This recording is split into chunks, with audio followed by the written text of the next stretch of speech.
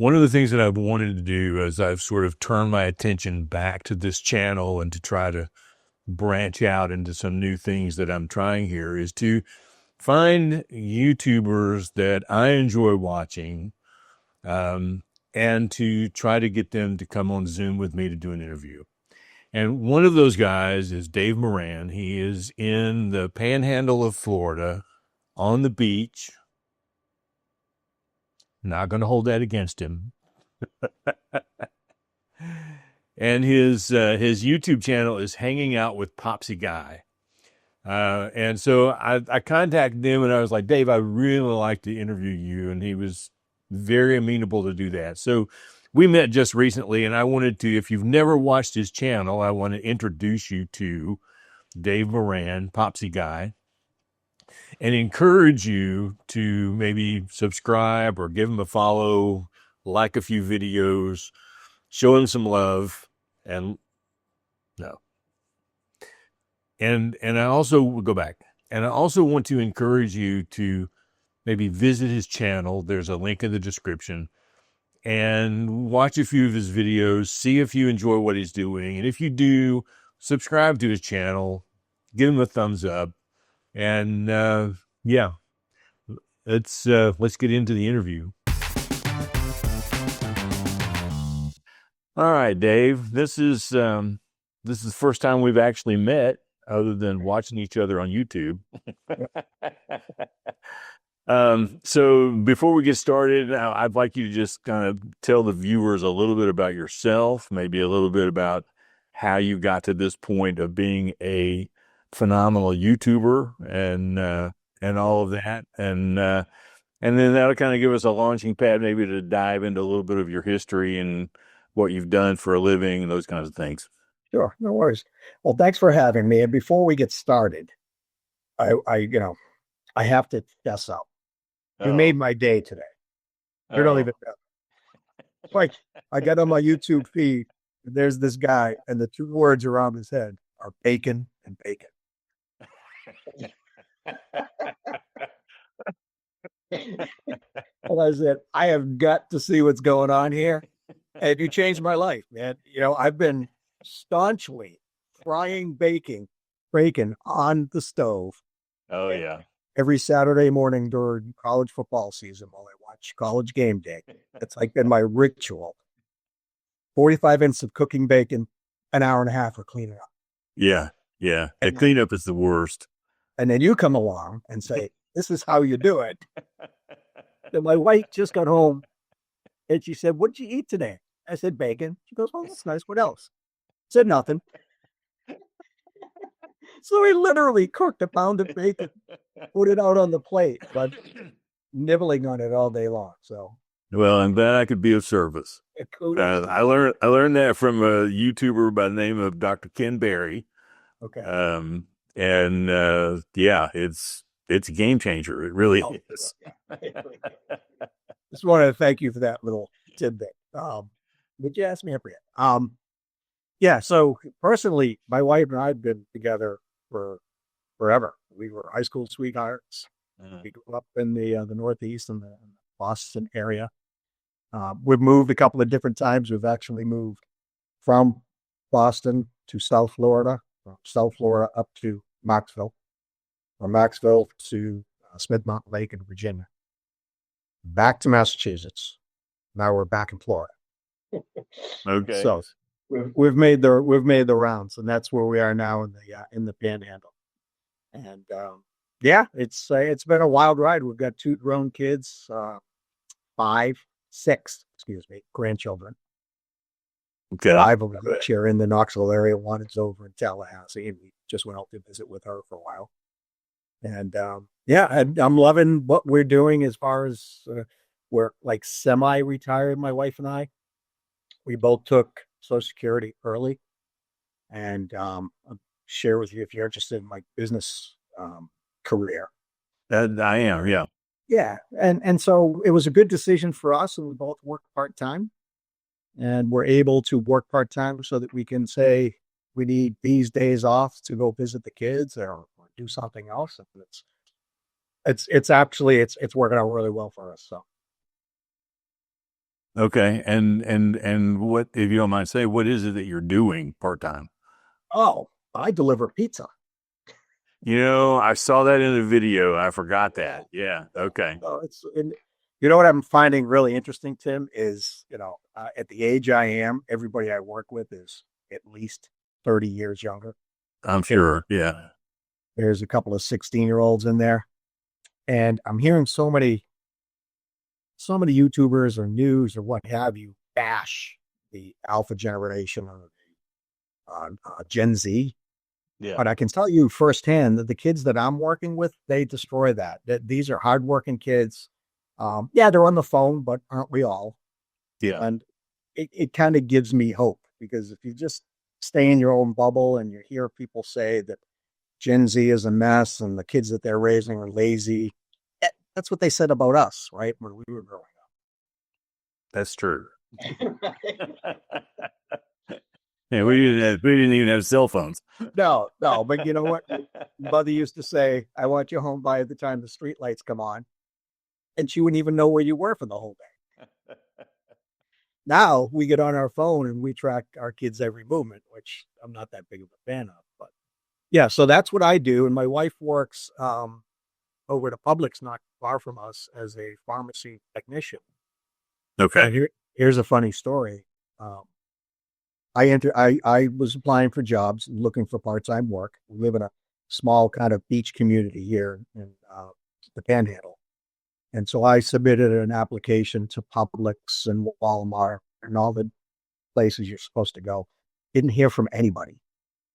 And my wife submits an application to Publix and they give her a call and said, "Oh, come on in for an interview." And when she interviewed, she thought she was just going to be bagging or, doing anything. They said, "We have an opening in the pharmacy." She goes, "Well, I don't know anything about that." He said, "Well, we'll train you." So Wow. it's worked out wonderful. She's been able to do that. She works with some really good people and she gets to see some of the people in the community, the people that we go to church with. They come in and I'll be out and about doing what I'm doing. And somebody I will see will say, "Hey, I just saw your wife at Publix." So it's pretty cool. It's a small community. Now, one of the places that you mentioned that you lived was Knoxville, Right. which we talked about a little bit before we started recording. I worked there for 13 years. So when were you in Knoxville? We moved there in 2014 and stayed till middle of 2017. Okay, well, I probably passed you on the interstate somewhere. I'm sure you did. And we were also talking about how Chattanooga is changing and growing. Yeah, We yeah. lived in West Knox, and Okay. West Knoxville was kind of a quiet area. There wasn't a lot going on, Right. and so when we go back to see family who are there now, interestingly enough, it's blowing up. It's just like how you used to drive in your old hometown and say, "I remember when that was a court." Yeah, yeah, Now it's yeah. all they call them Knox boxes. They just put all these houses up that all look the same. Yeah. Well, I spent 6 years at the Ellen and STEM Academy at World's Fair Park. Okay. And then I spent the last 7 years I was at Fulton High School. Mm. Um, so it was, now I commuted every day. So it was an interesting ride for 13 years. Yeah. But I got I got a phone call. Well, actually, I got a text message from my former principal, who is now working at the district level. This is, I don't know, 3 or 4 weeks ago, and he's like, "Would you be interested in doing substitute work as an administrator to the end of the semester?" And I thought about it for like just half a second. And then I was like, no, I appreciate it, but no. So yeah, I mean, everybody asked me when I retired, you gonna do substitute teaching? I was like, heck no. I'm out of education. That is gone. And you know what? Kudos to you. It's very much like military or first responders. I'd say thank you for your service. Well, yeah, it's Yes. really interesting. And yeah, and we've got my son and his wife are both in education, and my son-in-law in Knoxville is in education. Oh, wow. And so I get the inside how the sausage is made on what's going on in classrooms. Yeah. You know, like, Well, we won't talk about that here. I might get myself in trouble. yeah, we'll keep. So in the middle of all of that, in living in Florida and working part-time, you decided to start a YouTube channel, primarily just walking along the beach and talking, which I think is perfect. Makes me a little jealous every time I watch them. But so tell me what prompted that. Well, it's kind of the walking on the beach and talking came just out of the blue. I don't have a studio. We live near the beach, and I thought, okay, I've seen some other YouTubers that do what they call the walk and talks. Yeah. And personally, if I don't even like what they're talking about, I'm interested in what's going on in the background. Walking through these nice neighborhoods, I'm like, I wonder how much that house cost. Or, boy, people in that neighborhood have a lot of money. Look at all the nice cars. So I decided the beach would be great. I love water. Every place we've lived has been, even Knoxville, lived, close enough to a lake. Yeah. And there's something about it always draws me to it. And so when I made the decision to start a YouTube channel, and I think I've heard you mention a number of times all the gurus, you start consuming all this advice and what to do and what not to do and how to set up a studio and what equipment to use. And I thought that sounds too complicated for me. Yeah. I don't know if I like it. I've never talked into a camera by myself before, but to see how it goes. And it just so happened that I liked it. And I was first couple of videos that I did on the beach, I'm watching it as if I don't even care about the content. Seeing what's going on behind me, is that something that I would like to see, even if this person didn't talk about something I was interested in. So that spun off doing that. And then we have a little lake behind our building here that I like to walk around. Or there's a boat ramp not far from where we live, and I'll go down there and pick a picnic table and set up the tripod on the picnic table, and I rewatch it. And I'm like, oh, I didn't even hear that boat go by. Not even listening to what I'm saying. Like, wow, I've not seen that one before. So it works out. I enjoy that part of it. As far as starting a YouTube channel, I think it's probably like most people who start. I had no idea, and I still don't, what I'm doing. I wanted to try it to see if I liked it. And the goal was initially to leave a legacy, right? We've got 6 grandkids. I've heard some of the YouTubers say this, is that, I personally would have loved to have seen my grandparents at my age, right? Because I remember them as so much older. And, when you're in that age group, you're like, well, they've always been old. When you're 7 years old and you meet a 60-year-old, well, that person's always been old. So at some point, I thought, wouldn't it be cool if my grandkids see me now? And, in the event that I'm not around, they'll look and say, oh, I remember him. Oh, yeah. Yeah, I've got a very similar story to that too, of just wanted to, and for me, part of it, like you say, is the fact that the things that I have of my dad, who passed away 40 plus years ago now, there is no audio. I've got some silent movies and I've got pictures, but and they say that the sound of the voice is one of the first things the memory loses. And so, my grandkids, my great grandkids, my great great grandkids, if YouTube's still around by then, we'll have this bank of things of me talking where they don't have to pay attention to what I'm saying, but they'll just remember me, Yeah. that, and I don't know, I guess because I'm now 67, that's important. It may not have been important when I was 47. Right. But, right. Which you bring up an interesting point.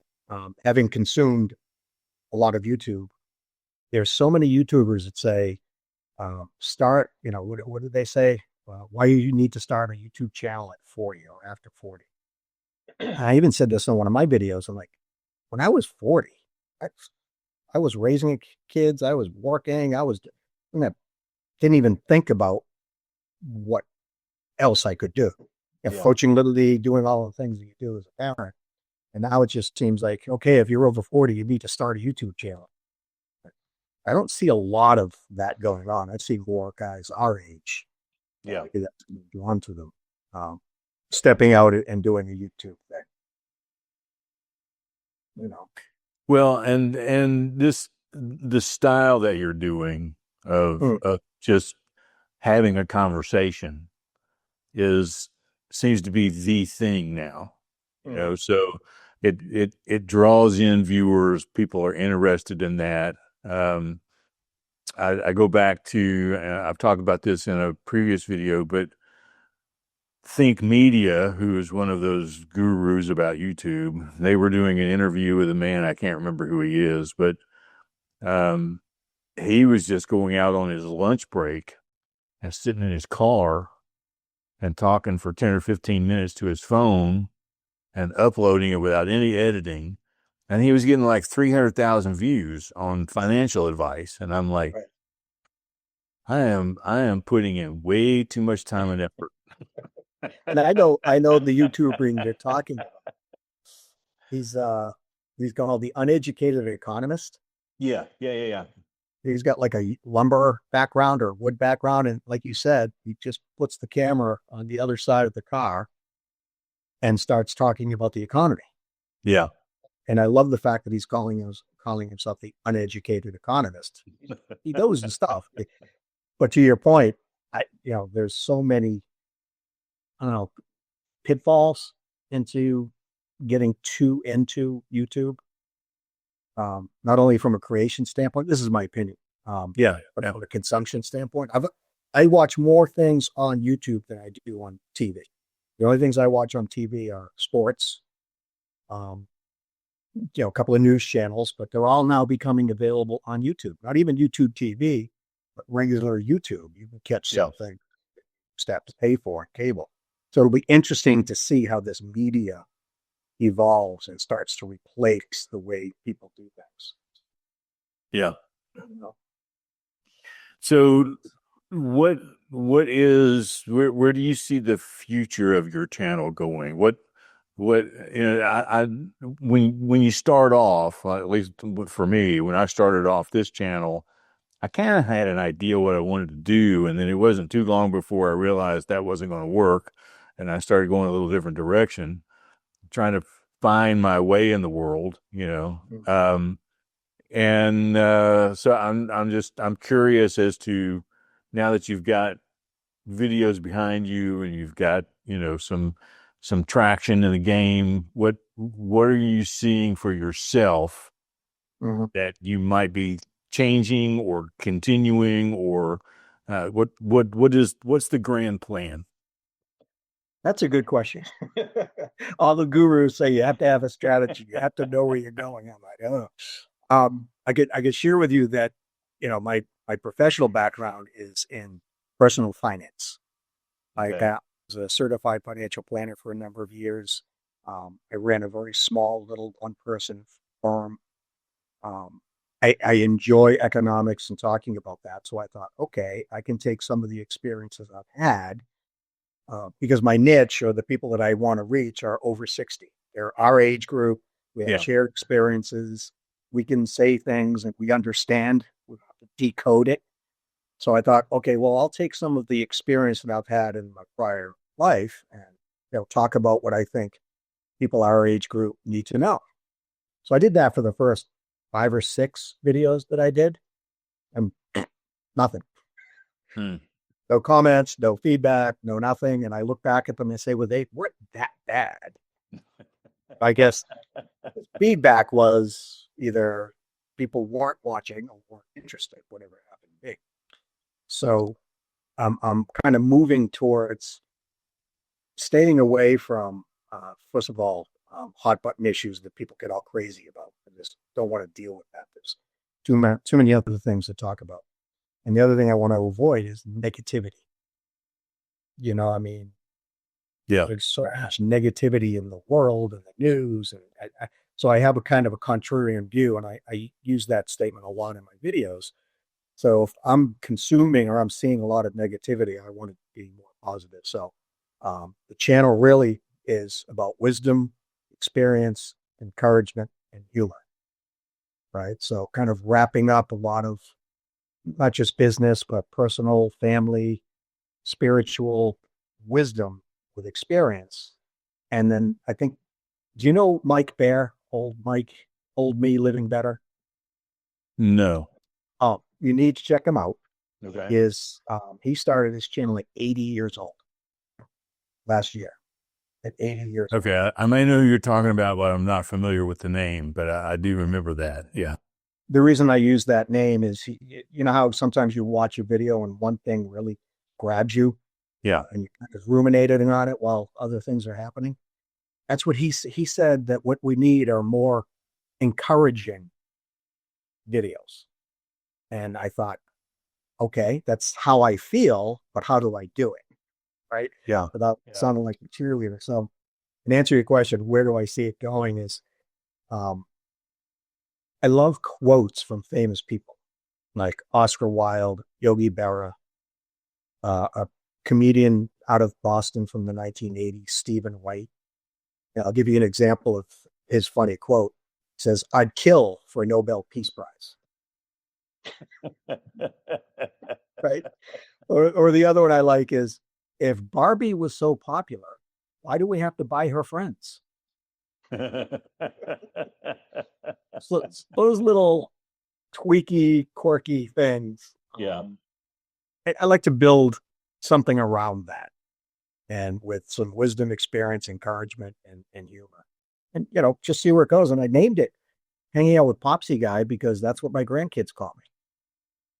I kind of figured as much. Yeah.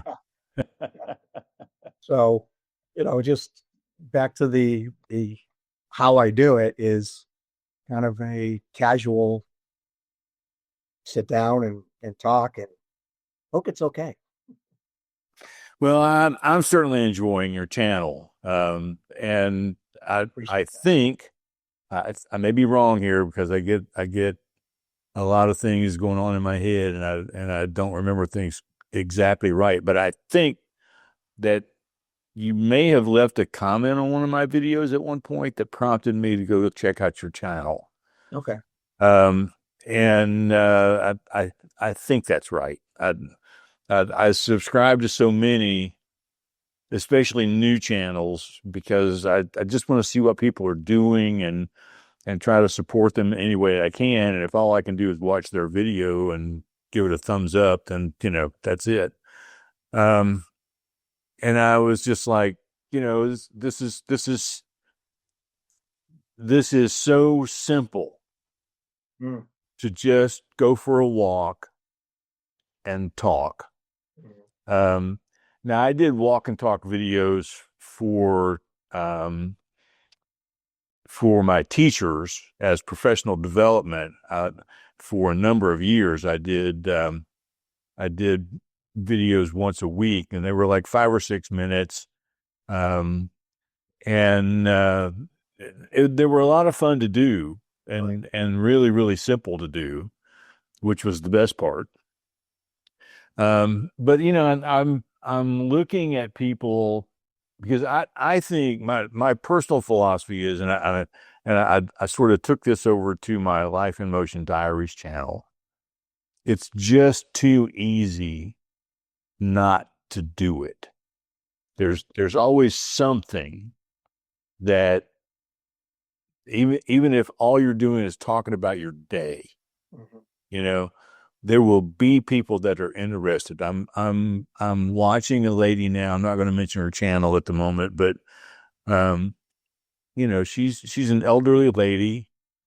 She's overweight. She's trying to lose weight. She's on a carnivore diet. And it's everything she can do to walk from her house to the mailbox and back. That's her walk for the day. Yeah. That's how poor her health is. But she's there, talking to her phone, talking about her story. And it's just amazing to watch.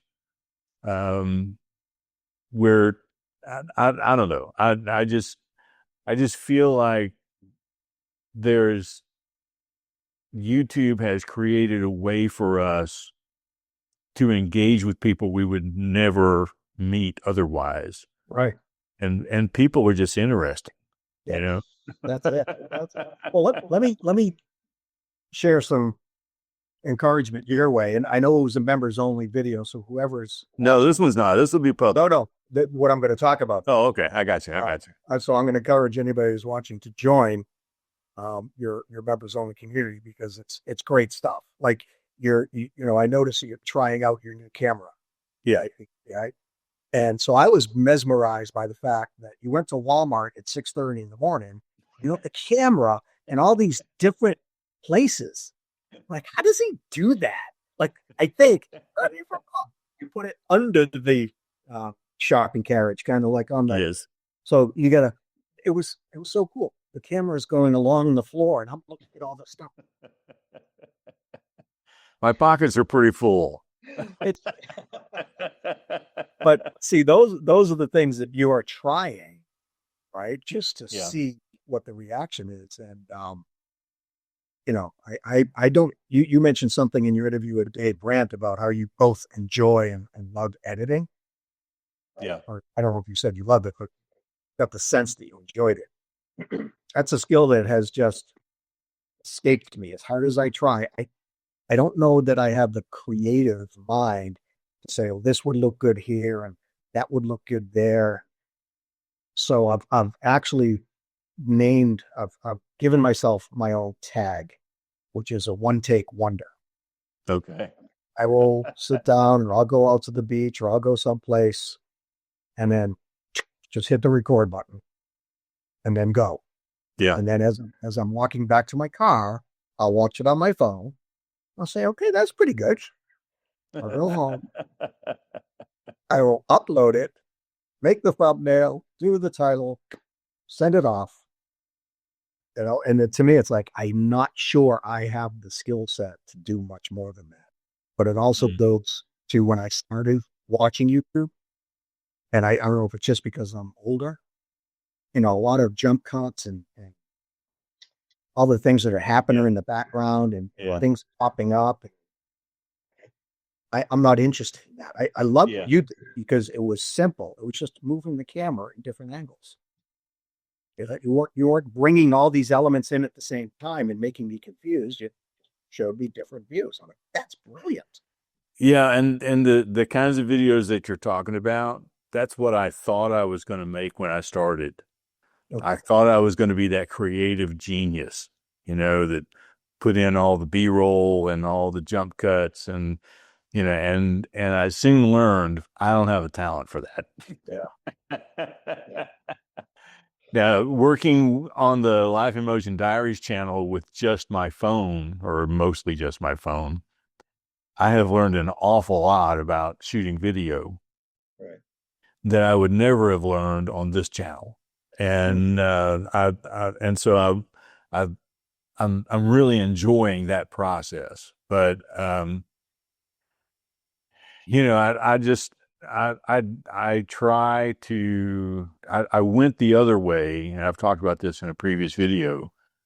I went the other way to try to get things as super smooth as possible, as professional as possible, with written scripts and reading off a teleprompter and trying to get all the uhs and the, ahs and the whatever, out of my speech, and it almost ruined me. I can see. Yeah. So I am sitting down and talking with someone. It's easier for me to do this on camera than it would be if we were sitting at a coffee shop. I'm going to be honest with you. But sitting down and talking with someone, I struggle for words. But if I just sit down and talk to the camera, or if I'm standing up and, I was in the ministry for a while. If I'm standing behind the pulpit and delivering a sermon, I don't have that problem. And I can talk till the cows come home. But you put me in a room full of people and I'm going to be the one sitting in the corner not talking to anybody. It doesn't come off that way. I know you've mentioned that a couple of times. It makes me wonder how you were in a classroom. Right? Well, I have had people ask that question. And again, it is, I don't know. That felt very comfortable to me, but I'm not having one-on-one conversations with every student in the classroom. I'm, and when and I'll be honest, when I first started my first year of teaching seventh and eighth grade English at a middle school, there were times I was actually just talking to the back wall.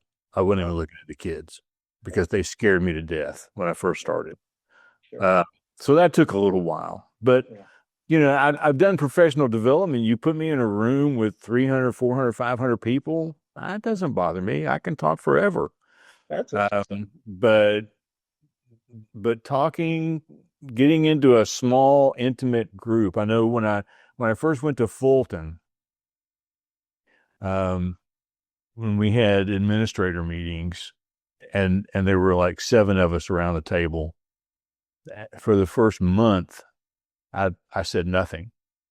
And my boss finally called me in to talk to me, and he was like, "Are you okay?" And I'm like, "Yeah, I'm an observer. I observe what everybody's doing. I observe what they're saying. I absorb it all. And when I have something to say, I'll say it. But until then, I'm just going to sit here in my little shell." Yeah. What's the proverb that says that? I can't remember exactly how it goes, but if you want people to know how smart you are, keep your mouth shut. Yeah, Exactly. Demonstrate what you don't know. Just open your mouth. That's so interesting that you should say that, because there are only a handful of people I've met in my life that excel in that one-on-one or that small group networking. Yeah. There are people, I think most of us struggle with that, right? It's just like, okay, in my mind, I have nothing of value to add, so I'll just keep my mouth shut. And I hear all these stories, and my story is nowhere as fun as yours, so I'm not even going to try. And I learned through professional development over the years that, and it's kind of like how you opened this interview is, the who, what, where, when, and why. But when you get somebody to kind of open up with, I'm curious, how did you get into XYZ professionally? And then one other question, what do you feel are some of the biggest challenges you face, which is what you're doing in this? Yeah. And then the last one, and this was the money one, is if I were to meet somebody who's interested in doing what you're doing, what one piece of advice should they know? Right. So I learned early on that as in an uncomfortable situation, you get that person talking about themselves. Yeah. And then when the conversation ends, they say, "Man, that guy was a great conversationalist." And the whole time you were talking about yourself. All right. Well, so let's take that question. Okay. So as someone who would give advice to someone who wants to start YouTube, what's the one thing you would tell them? This is just going to sound trite. Just pick up the camera and hit record. Because it's, you use the same analogy when somebody's trying to learn how to swim. You can only watch so many videos and read so many books before get in the water and figure it out. And I really think that's what it is. And to the point where we're talking about being uncomfortable, being one-on-one with somebody, the camera doesn't make faces. You can't read its body language. You don't know if you're doing well or not doing well because it's just a camera. So it takes, in my mind, it takes that anxiety of instant feedback, right? If you're speaking in a group of 2 and 3 people and one person goes, you got to change how you're talking just because that one person showed a negative sign. But when you're talking to the camera, like you said, it's easy to do. So the one thing, just hit record and tell a story, right? I think Yeah. storytelling, and which you do phenomenally, is something people want to hear. And in my opinion, they want to know whether or not they're the only one who's felt this way, or is the way I'm feeling weird? And all of a sudden they click on a YouTube video and something says, have you ever felt this way? Yes. Yes, I have. And then it's just, it becomes something that, you hope people find value in. And I know you were talking about comments with Dave Brandt. I haven't been to that point where I get a lot of people just filing in and negative comments, but I'm sure it can be emotionally draining to the point where I don't want to do another one, because what if somebody says something that I don't like? Yeah. Keep going. Well, yeah, and this is something I've had to tell myself recently. I get a little down on myself, like on my photography channel. On this channel, an average video on this channel will get somewhere between 2,000 and 4,000 views. And if that happens, I'm very pleased. On my photography channel, I get 100 to 150 views. And so, it feels a little bit like a letdown to go from this channel to that channel.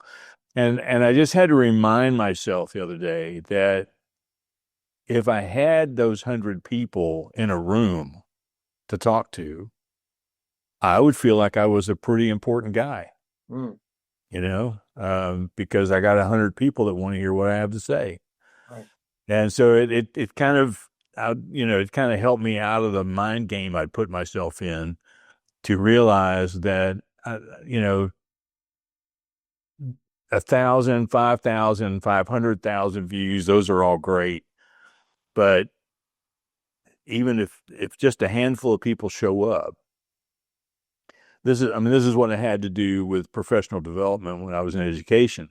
You might go to a conference and be a speaker at a conference and have 3 people in the audience. Right. But you don't just throw up your hands and walk out of the room and say it's not worth it. Right. No, that is so true. So kind of circling back to a question you'd asked just a couple of minutes ago, where is this thing going? So I've started businesses in the past from scratch, and I consider this a business that I'm starting from scratch. The money investment is very reasonable, and the time investment is also whatever I decide it to be. Yeah. And I decided it's not going to own me, because I don't need a full-time income from it, but I do want to turn it into a business that can generate revenue, because let's face it, I'm not going to be delivering pizzas 10 years from now. Medical costs, all these things are going to go up. And so if I start now thinking about this as a revenue stream down the road that I enjoy, I already built 2 small businesses. This one seems different to me for some reason, because it's not my specialty. Yeah. But I have a specific idea in mind, and the hanging out with Popsie Guy, I don't want to make it about me. I want to make it about the hanging out and the wisdom and the experience and the encouragement. Just to be able to build a community of people that say, that guy thinks like I do, or has the same thought, and I thought I was the only one. And I'm sure you see this in both of your channels, that when the community starts interacting and you just step back and, you get to read how they're, which I'm sure they are, encouraging each other. And They are. Yeah. You started. Yeah. Just think about that. That community didn't exist until you, right? So that's, to me, is an encouragement. If you're able to do what you're doing, and if I'm successful at doing what I'm doing, you're encouraging people that, as you said earlier, wouldn't have known or talked to each other in any other environment. They wouldn't even know they exist. So that's one of the things. And I think, from a business standpoint, monetization is the big thing. and you can tell me if I'm wrong, because I've been following you for a while. It's like the song says, I knew the bride before she rock and rolled. And then, you just keep doing this, but it hasn't changed who you are. It's just more of what you do. And so to me, I was watching a YouTube coach today, and he laid out the 6 stages, and I can't share with you what they are because I can't remember them, but each one of them on it, I get it. I understand. I know what you're talking about. And for me personally, it's like he said 1,000 subscribers, and he listed the percentage of actual YouTube channels that get to 1,000 is very, very, very small. It is. It's tiny. Exactly. And so that was encouraging because I'm struggling to get there. And in my mind, and I even shared this in one of the community posts, to me, that's like, okay, this is real. For some reason, 1,000 to me makes it real. And once that happens, then I can start a little list of people that I may talk to coach as coaching, because if I hit that point and then the community grows, I feel like there's a responsibility to keep feeding and helping and encouraging. Meanwhile, make some money doing it. Yeah. That's the next step. So that's get to 1,000. Maybe. Yeah, I follow. I used to subscribe, but I've unsubscribed. I just watch videos now, hit and miss, on a channel by Peter McKinnon. I don't know if you've heard that name or not. He's a photographer, videographer. He's in Canada, and I saw an interview with him where he when you said that 1,000 would make it feel real, when he started YouTube and got monetized, the first thing that he saw was 55 cents. He made 55 cents one day. And he said, when I saw that, I knew I could make this work. Mm-hmm. That was his moment. Now he's got like 6 million subscribers now. He's definitely made it work. Right. And you think about I'm sorry, go ahead. No, I interrupted you. Sorry about that. Well, I was just going to say, I think that I was under the impression when I first started, and I didn't know anything about what I was doing, that I would be able to make a living doing this, and I wouldn't need my Social Security. But I soon learned that that's not the case. I will never make a living doing this. But the people there are people who have 1,000 subscribers who are making $100,000-$200,000 a year on YouTube, but they have some type of commodity. Right.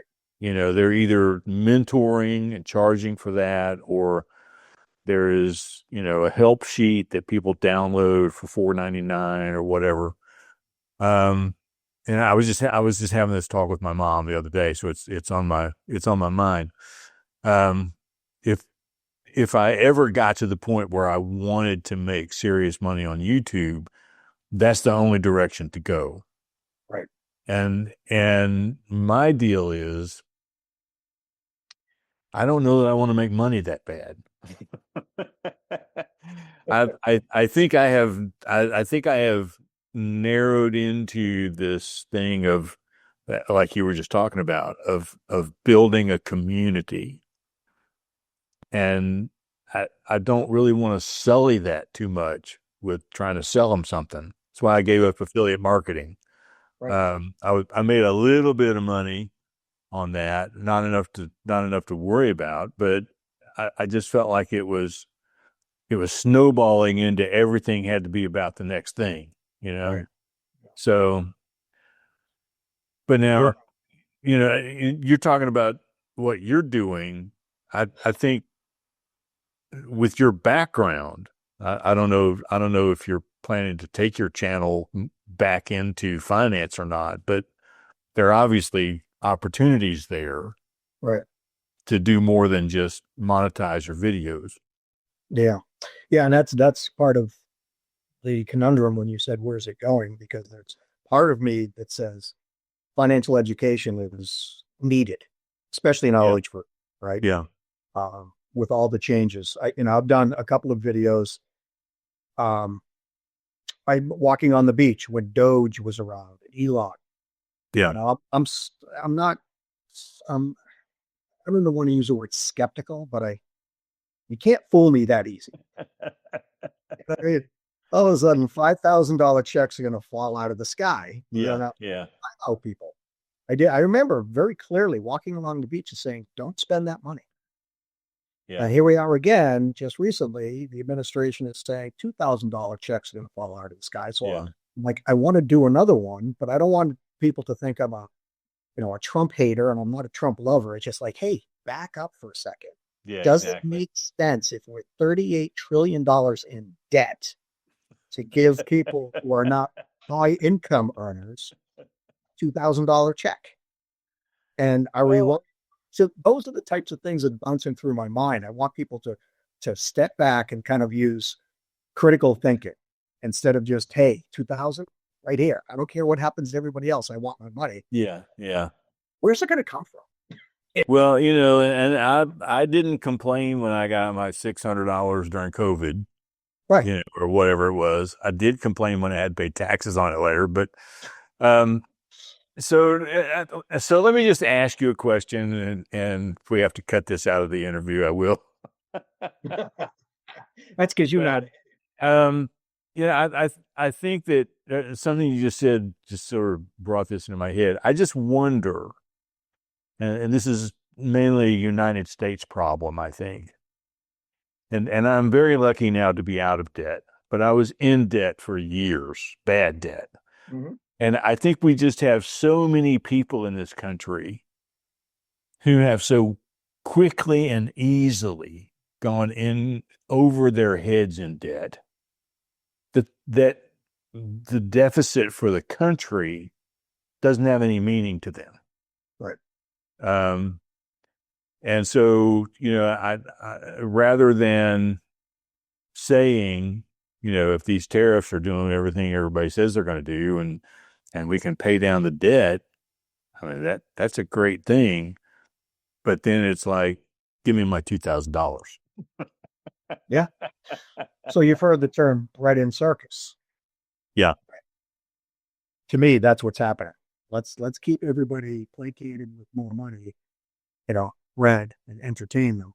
And then while over here, something else is going on.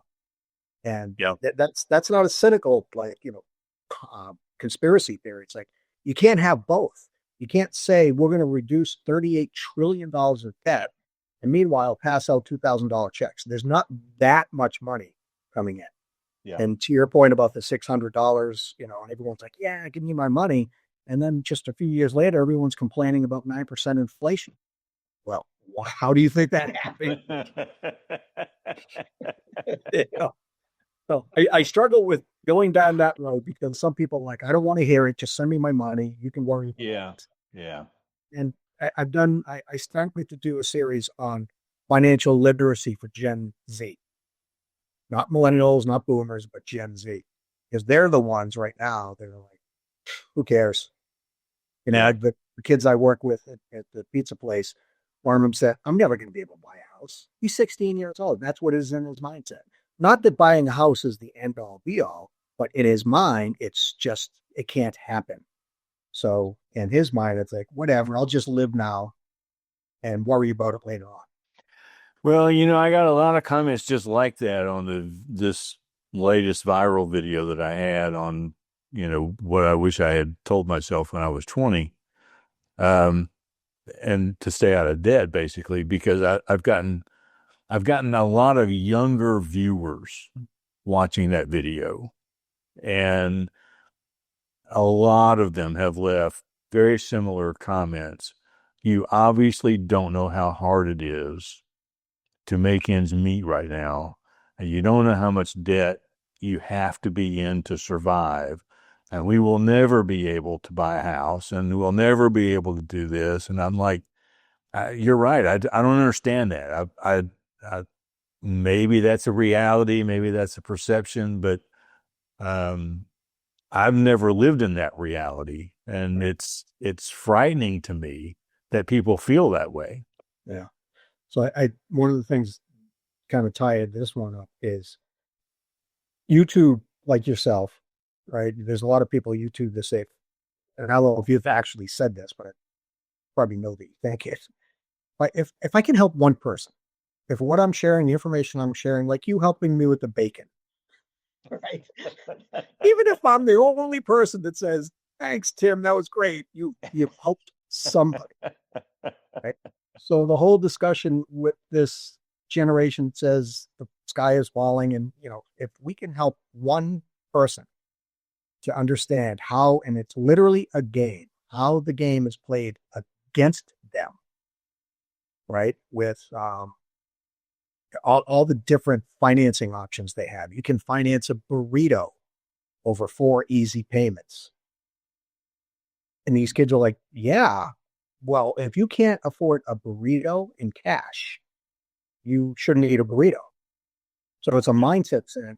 Yeah, I thought that same thing. Yeah. But now, something you and I didn't struggle with when we were growing up, right? If we couldn't afford a burrito, we didn't have a burrito. These kids are being marketed burritos at 4 easy payments. Yeah. And they're like, well, why wouldn't I do that? I can handle $1.25, 4 times. But wait till you miss one payment. And it's only on that one burrito. But what about all the other things that you thought you forgot all about and you missed those payments? So, my message to these kids is don't fall for it. If it sounds too good to be true, it is. Step back. Yeah. Yeah. Think it through and be different. Don't just, if everybody's walking off the cliff, like our parents used to say, if Jimmy runs off a cliff, are you going to follow him? Be that one person that says, I don't think it's going to end well for Jimmy. Well, we took a real turn there toward, and that's my fault. I was asking a question, but anyway, I do appreciate your insight because I am not a financial person, Right. and I barely figured out how to fix my own, but it's worrisome to me, I think, to see that amount of, I don't know if I would call it despair, but just giving up, before you even started. And, I don't know. I had my parents demonstrated great financial, knowledge.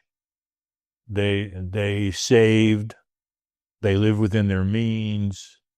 They were able to move to Arkansas to start their own business when they were, in their early 40s and live for 2 years basically with no income because they had enough money set aside. They live the way I should have been living, but watching them didn't convince me that was the way to go. And so, I just created my own problems, and so it makes me wonder how many of these younger people today are just creating their own problem rather than trying to figure out how to get out of it. But yeah, and if you want to move on, we can. But there's one thing that the technology that you and I did not have growing up. It wasn't in our face every single day, every single hour. And what they're consuming is just continual consumerism. You and I would have to open the newspaper or see it on a billboard to be influenced by that. And then we go to our parents, hey, Mom, could you buy me this pair of Converse? And my mother would say, for $19? I don't think so. Well, every kid in school had the Converse, right? Yeah. Yeah. Walking around with my Keds from Sears. Well, it's to your point, that it's despair only because the system that we created with technology is in their face all the time. And what sells? Fear. So my channel is, the wisdom, experience, encouragement is part of that, even for younger people, not just us, is to pay attention to that. The encouragement is it's okay. It will work out, but just be very careful about what you're putting in your mind and the things that you think you want. Right? I mean, you've grown up and been a minister. I don't know. Can I say pastor? Were you a pastor at one point? I was, yeah. Okay. So you know that all of our needs are covered, right? We don't need anything, but it's the wants that drive us to eat. And you go off on that. And so getting back to YouTube, that's my struggle. Do I go down that road and try to help one person and not grow a channel, or do I think of something else to help grow a channel? What would you do if you were me, Tim? Oh, geez. What's one piece of advice you could give somebody like me? It may come across as trite, but this is how I really feel, and that is stay the course. Now I got really lucky that I had this viral video within weeks of my channel going live. But if I hadn't, I'd probably still be sitting at 43 subscribers that I had then. But it takes a long time to find your footing, right, and to really start making the videos that gain traction. The algorithm is the algorithm, it is what it is. But when I look back now, I made a video not long ago where I incorporated bits of an older video and sort of updated what I was talking about. My original plan was to just re-upload that video. Mm-hmm. And when I went back and looked at it, and I thought, my God, that is awful. The lighting's bad. The coloring is bad. The audio's bad. What was I doing back then? But you only get there after you've made, 100, 200, 300 videos, and, or maybe even 1,000 videos. But you never know, because a lot of people have demonstrated this idea that they've uploaded a video, and for 3 or 4 months, it did basically nothing. And then just somewhere out of the blue, that video took off. Something 4 months ago. Right. You'd already forgotten about. Sure. So, I mean, that's the thing. Most people are not successful on YouTube, and we can define success in a number of ways, but most people never find success on YouTube because they just quit. Yeah. They give up. Yeah. And it is important to keep going, because you just never know when that one spark is going to set things off. No. And that's encouraging, because I've heard that from other people as well, not specifically about my situation. And this is my mindset. I'm not going to quit. It's not that hard. Yeah. I'm not, growing my own food and building my own house. I'm standing on the beach, talking into a camera. If people don't watch, it's okay. I'll do another one. I'll just do another one. Like you said, Yeah. At some point it'll happen. Right. So yeah. And then if everybody else quits, it's even better for me and you. Supply and demand, right? There you go. Exactly. Well, Dave, I appreciate you taking the time to talk with me tonight. I'm trying to reach out to other YouTubers and do some things like this.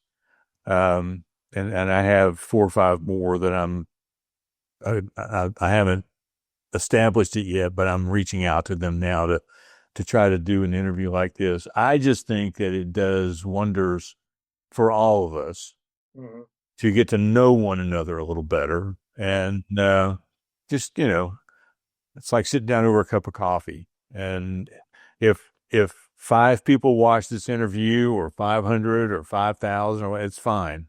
I'm enjoying the conversation. Me too. Before we go, can I give a shout out to the to your new creators grant? Please do.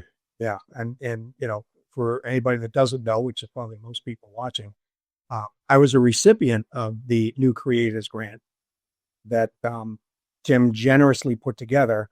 And I made the comment earlier about becoming a channel member. Well, that's not money he's putting in his pocket. That's money that goes to fund a scholarship for new creators.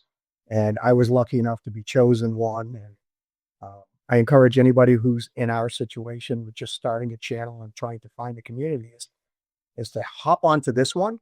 And I really encourage the members only. I think that's a hidden gem. I want to thank you for that. And I'm still getting static from people that say, well, how come you only spent $57? That's how clueless I am about what's available. Oh, you remember that, but I'm like, oh yeah. There's nothing in the rules that I've created that says you can't apply again next year.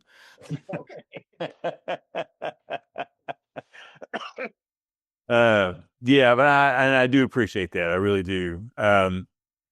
It was I think by going to this membership, paying for the grant, I will go back to the sanity of only having one to give out every year instead of this year was 4. So it makes life a lot simpler. But I'm enjoying working with that. Like I said, I'm enjoying the money that I'm getting from YouTube. It's not as big as people would like to think it is, but it bought the camera that I cooked bacon with today. So the bacon camera. Dave, thanks again, buddy. I really appreciate it. And I do encourage, and I will encourage it in the description to this video as well, that if you have not seen Dave's channel, I will be sure to put a link to it in the description. Okay. But I encourage you to go over there and just take a look at some of his videos, because Dave is just being real. That's all I can tell you. It's just being real. And that is hard to find sometimes. And so I appreciate the work you're doing. No worries. Having fun at the same time. All right. I'm going to shut this recording off, but don't go away. Okay. Okay.